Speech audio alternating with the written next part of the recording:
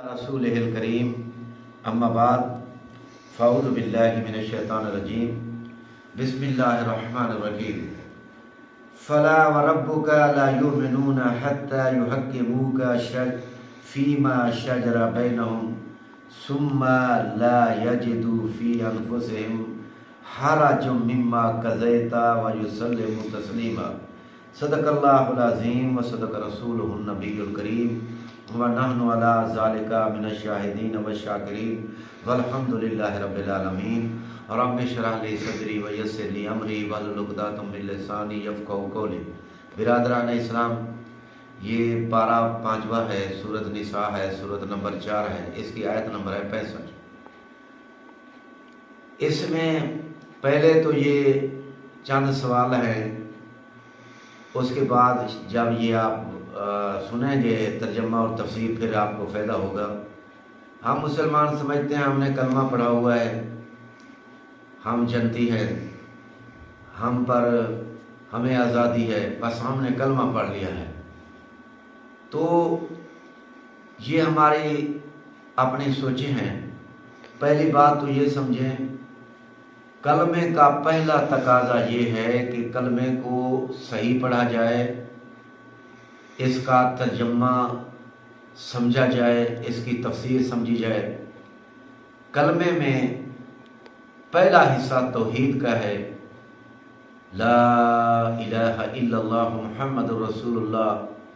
آپ ذرا اندازہ لگائیں کہ دنیا میں جو معاہدے ہوتے ہیں، پہلے کہا جاتا ہے یہ مانو پھر معاہدہ لکھا جائے گا۔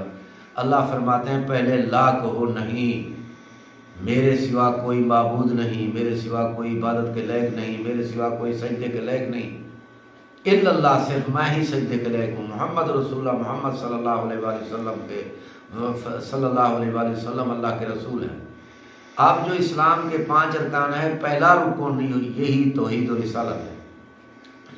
اب کلمے کا تقاضا ہے کہ ہم نے نماز پڑھنی ہے، کلمے کا تقاضا ہے ہم نے روزے رکھنے ہیں، کلمے کا تقاضا ہے ہم نے زکوٰۃ دینی ہے، کلمے کا تقاضا ہے ہم نے جہاد کرنا ہے، کلمے کا تقاضا ہے ہم نے حضرت محمد صلی اللہ علیہ وسلم کو خاتم النبیین ماننا ہے، کلمے کا تقاضا ہے کہ ہم نے ہر کلمہ گو مسلمان کو اپنا بھائی سمجھنا ہے، کلمے کا تقاضا ہے ہم نے شرک نہیں کرنا۔ یہ کلمے میں شامل ہے باتیں۔ اللہ کی ذات اور صفات میں کسی کو شریک کرنا شرک کہلاتا ہے۔ اس آیت کی تفسیر میں بھی آتے ہیں۔ اب ذرا پہلا حصہ جو کلمے کا ہے، اس کے بارے میں تمام علماء حق کا فتویٰ ہے کہ اللہ کی ذات اور صفات کے ساتھ کسی کو شریک نہ کیا جائے۔ اللہ نے اعلان فرمایا ہے، باقی جو میرے حقوق ہے، باقی جو جرم ہے، باقی جو خطائیں ہیں، میں چاہوں گا تو معاف کروں گا۔ اللہ فرماتے ہیں میرے تو بہت حقوق ہیں۔ اللہ کے حقوق تو صحیح انبیاء نے ادا فرمائے، باقی جتنے بھی انسان ہیں انہوں نے کوشش فرمائی، پھر بھی اللہ کا جو حق ہے وہ ہم صحیح طور سے ادا نہیں کر سکتے۔ اللہ کے بڑے حقوق ہیں۔ اللہ کا سب سے بڑا حق یہ ہے کہ اس کی ذات کے ساتھ کسی کو شریک نہ کیا جائے۔ یہ کون کہہ رہا ہے؟ مولوی عابد تو آپ کو کہہ رہا ہے، بریلوی کہہ رہے ہیں، دیوبندی کہہ رہے ہیں، اہل حدیث کہہ رہے ہیں، شیعہ کہہ رہے ہیں۔ نہیں میرے بھائی، اللہ خود فرما رہے ہیں، اللہ لا یغفر ان یشرک بہ ویغفر ما دون ذلک لمن یشاء ومن یشرک باللہ فقد افتری اثما عظیما۔ یہ پارہ 5واں سورۃ نساء آیت نمبر 48۔ اللہ فرماتے ہیں شرک کے علاوہ میں جو گناہ چاہوں گا بخشوں گا، شرک کو ہرگز معاف نہیں کروں گا۔ جس نے شرک کیا اس نے بہت بڑا مجھ پر بہتان باندھا، بہت بڑا مجھ پر الزام لگایا۔ تو اس لیے شرک سے بچیں۔ بیٹے دینے والا، بیٹیاں دینے والا، زندگی دینے والا، موت دینے والا، سب کچھ کرنے والا، سارے اختیارات اللہ تعالیٰ کے پاس ہیں، سب اللہ کے محتاج ہیں۔ اللہ کے پیغمبر سب نے کسی جگہ نہیں فرمایا ہم حاجت روا ہے، مشکل کشا ہے، نہ کسی پیر بزرگ نے فرمایا ہے۔ جتنے آج کے بھٹکے ہوئے لوگ ہیں، آپ نے آگے مسلمانوں کو جھکائے ہوئے ہیں، یہ گمراہ ہیں۔ یاد رکھیں، اللہ کے پیغمبر کے سامنے جب صحابہ رضوان اللہ اجمعین نے عرض کی یا رسول اللہ، آپ کا تو اونٹ آیا آپ کے پاؤں میں چاٹتا رہا، آپ سے باتیں کرتا رہا، ہم بھی آپ کے آگے جھکیں، آپ کے پاؤں چومیں آپ کی۔ اللہ کے پیغمبر نے فرمایا میری شریعت میں اگر اجازت ہوتی تو میں عورتوں کو حکم دیتا کہ وہ اپنے شوہر کو سجدہ کرے۔ یہ بھی مسئلہ یاد رکھیں، عورتیں بھی شوہر کی ہر بات نہ مانیں، اور یاد رکھیں لا طاعۃ لمخلوق فی معصیۃ الخالق، اللہ کی نافرمانی کر کے کسی کی اطاعت جائز نہیں، پیر ہو، بزرگ ہو، مفتی ہو، بریلوی ہو، دیوبندی ہو، والدین ہوں، کیونکہ بعض شوہر ایسے ہیں وہ آج کل انگریزوں کی جو ہے نا ان کی ویڈیو دیکھ کر اپنے گھروں کے ساتھ آتے ہیں، وہ لانتی ہے۔ جو اسلام نے فرمایا ہے وہ اسی طریقے سے گھر کے پاس آنا چاہیے۔ شوہر کو قطعاً اجازت نہیں کہ غیر شرعی عورت کو کہے پردہ نہ کرو، یہ بھی وہ شوہر کے اس کی بات نہیں ماننی چاہیے۔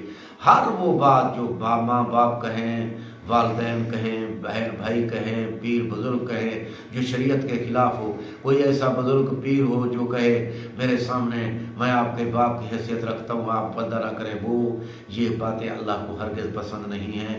سب سے بڑے جن کے قدموں سے پیری بزرگی ملی ہے وہ ہیں حضرت محمد صلی اللہ علیہ وآلہ وسلم، سب سے با حیا با شرم اللہ کے پیغمبر ہوتے ہیں، اور انہوں نے تو اپنی امت کی، حالانکہ آپ کی امت کی جو ہے نا بیٹیوں کا درجہ ہوتا ہے، لیکن آپ نے خواتین کو سامنے نہیں آنے دیا، حتیٰ کہ جب بیعت کا موقع آیا تو آپ نے پیالے میں پانی میں ہاتھ فرمایا، ہاتھ ڈبو دو آپ میری بیعت ہو جائے گی۔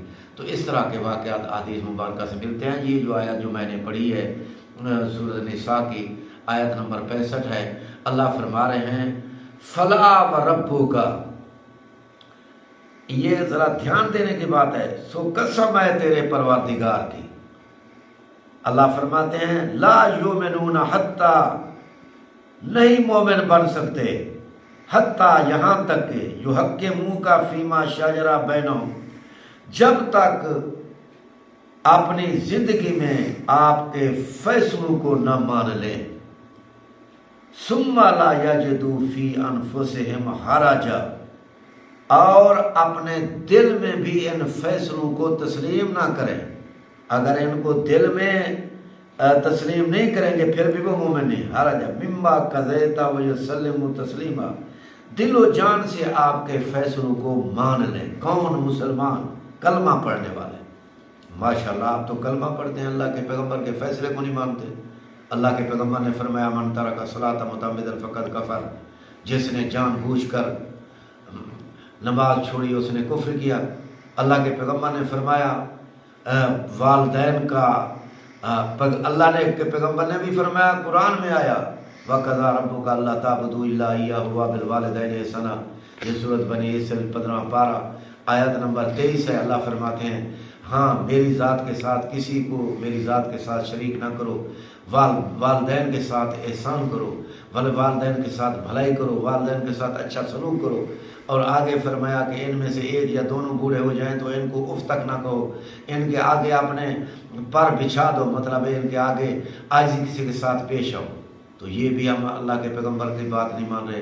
اللہ کے پیغمبر نے قرآن میں یہ بات آئی ہے لعنت اللہ علی الکاذبین، جھوٹ نہ بولو۔ ہم کہتے ہیں کہ جھوٹ کے بغیر ہمارا کاروبار نہیں چلتا، اللہ کے پیغمبر نے فرمایا جھوٹ بولنے سے ہو سکتا ہے تمہارا کاروبار چل جائے، تمہاری دکان کا سودا بک جائے، لیکن وہ تو برکت نہیں رہے گی۔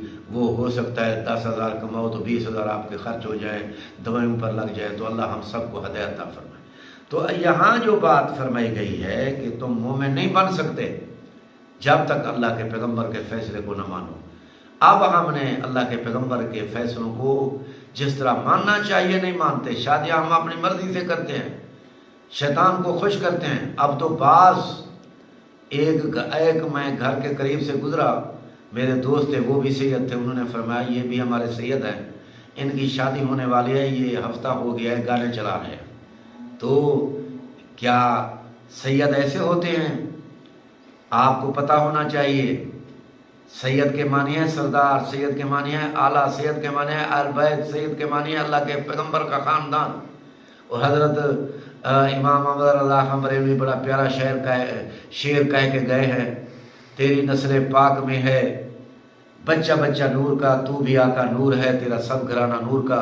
یہ لوگ تو پتہ نہیں نور سے کیا مراد لیتے ہیں، میں نے جو سمجھا ہے نور سے مراد ہدایت ہے۔ یہ تو اہل بیت وہ ہیں جو نور ہدایت ہیں، لوگوں کے لیے نمونہ ہیں، وہ ایسے کام کریں لوگ ان کو دیکھ کر سیدھا راستہ اپنائیں۔ یہ تو شیطان کا راستہ ہے، گانے چلانا، یہ جو ہے نا یہ خسرے بلوانا، یہ سب شیطانی راستے ہیں۔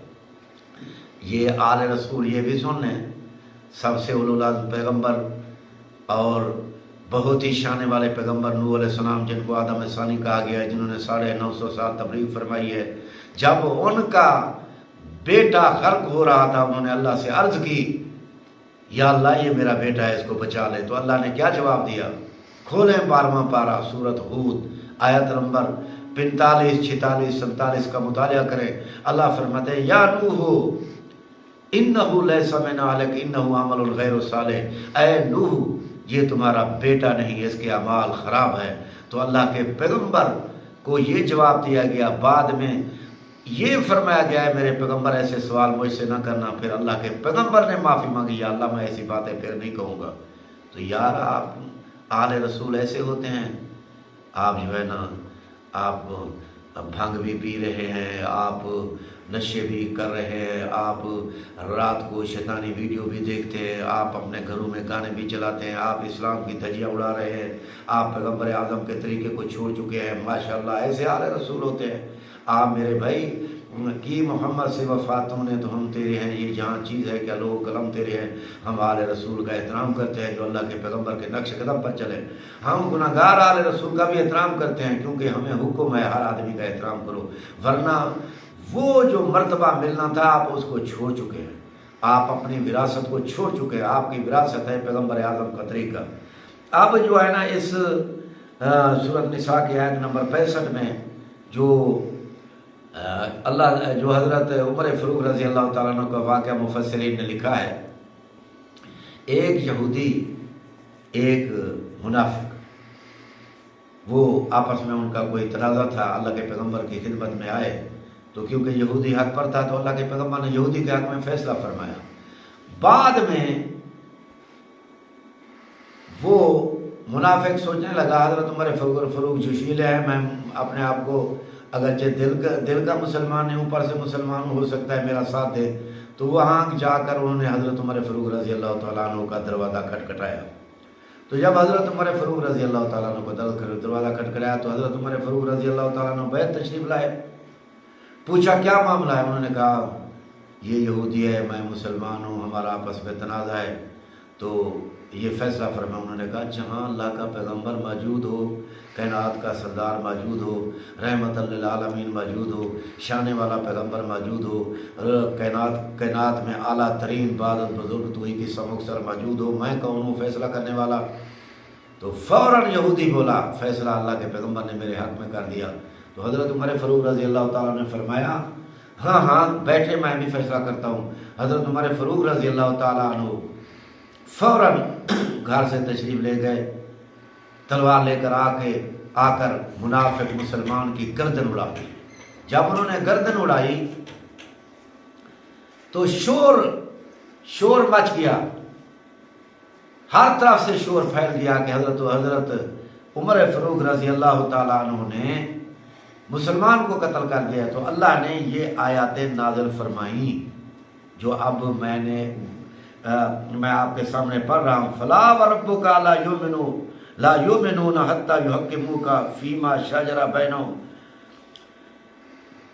اللہ فرما رہے ہیں مجھے قسم ہے اپنی شان کی، یہ لوگ مومن نہیں بن سکتے جب تک اپنے فیصلے آپ سے نہ کروائیں اور ان کو دل و جان سے نہ مانیں۔ تو اس کی تائید آگے کہ حضرت عمر فاروق رضی اللہ تعالیٰ عنہ نے صحیح فرق کیا ہے۔ اللہ ہم سب کو پیغمبر اعظم کے طریقے پر چلائے، پیغمبر اعظم کے نقش قدم پر چلائے، پیغمبر اعظم کے طریقے پر چلتے ہوئے موت عطا فرمائے۔ آمین ثم آمین وما علینا الا البلاغ المبین۔